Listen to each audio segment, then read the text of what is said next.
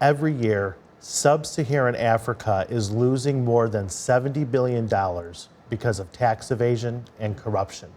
So what we just saw from yesterday's major report on the world economy released by the International Monetary Fund, well, one of the things that was important about that report, it was the first time the International Monetary Fund really said we need global economic cooperation to tackle these tax and revenue issues.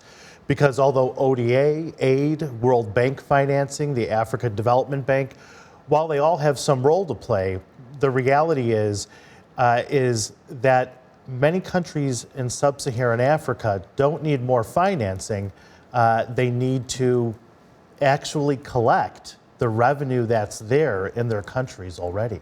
What is new is that at this particular moment, we are rethinking fundamentally the way we finance development. The World Bank is now engaged in leveraging its own resources and working with governments to leverage their own resources to crowd in private capital. Because we've now realized clearly that ODA, official development assistance, is not going to be enough to close the infrastructure gap for Africa, for example. And that gap is $48 billion per year if we are to close the gap for Africa.